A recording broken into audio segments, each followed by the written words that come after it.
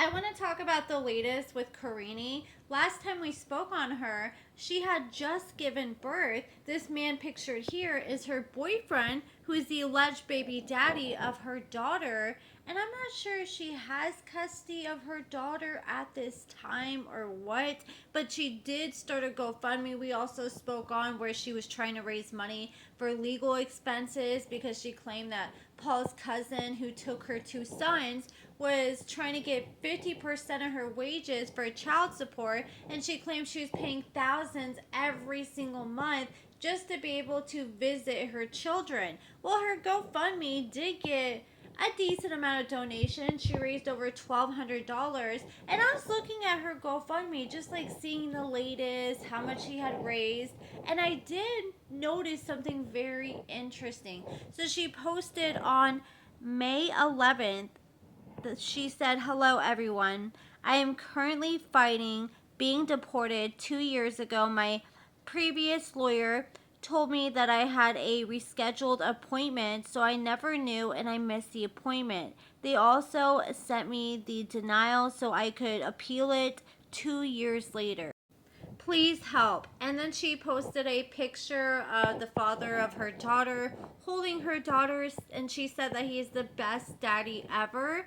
And then she said, well, she didn't say, she shared a photo of the decision paperwork that she received, and it says on June 1st of 2021. Okay, so this is more than just a few years ago. It says you filed a form. Okay, no, she filed years ago. So you filed a form petition to remove conditions on residence with U.S. citizenship and immigration services under Section 216 of the Immigration and Nationality Act.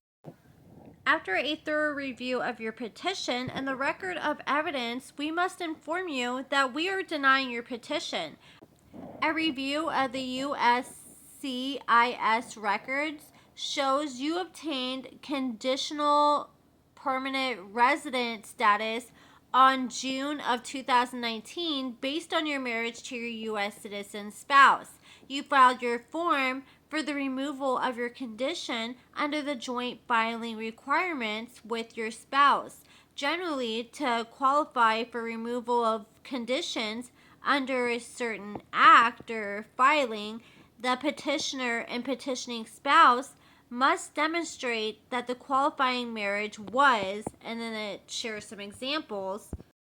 For some reason, my screenshot cut off, so I found this specific post from 9 Day Fiance Update. Shout out to them on Instagram, and it explains that her and Paul must demonstrate that they entered into an accordance with the laws of the place where the marriage took place. They must not judicially annulled or terminated other than through the death of the petitioning spouse or the petitioning sponsor, and entered into good faith. It was not for the purpose of just coming to the U.S. and just violating the laws. And I do think that her and Paul were really in love, but I mean, they are no longer together. And Paul's not even in America anymore. He's living in Brazil. So even if she did need him to come in and help her with this paperwork, that's pretty much off the table. It goes on to say, if you believe that the denial of your forms is an error, you may seek limited motion to reopen rights by filing a form, notice of appeal, or motions. The ground for a motion to reopen and motion to reconsider are explained in this certain part of the paperwork. You must file a certain form within 30 days of the date of this decision, or within 33 days if the decision was served by mail. Please note you must follow the most current filing instructions. And as she's claiming that this is from years ago and she's just now finding out, then I think her being able to appeal or fight this is pretty much off the table. And as she can't afford a lawyer right now for custody of her sons, I don't think she's going to be able to afford a lawyer to fight this. I really hate that Paul just left this girl in America and left all the problems with her while he's just in Brazil living his best life. And I would be so terrified if I was her to even like go to work, go to school, or do anything. The way ICE is picking up all sorts of people right now. I'm very curious if she does still have custody of her daughter.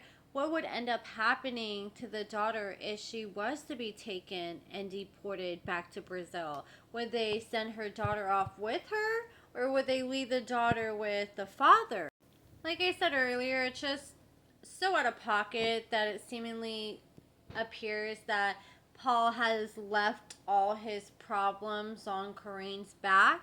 But I was looking at Karine's free OF page. I don't look there to be weird. I just like looking there because sometimes she posts some really crazy stuff that's worth talking about on here. But I did notice a post from her on May 22nd where she was telling people, look, I like to run specials with my content, and she's been trying to sell like sex videos recently, but she said back in May that, look, I like doing specials, but I just get overwhelmed because so many people message me interested in these specials, and it sounds like she's gonna like send them a special price tip and all that if they want a special price. And she said it's too much for her, so she's letting Paul sell videos that they have together. And she said that all people have to do is message Paul on his OF.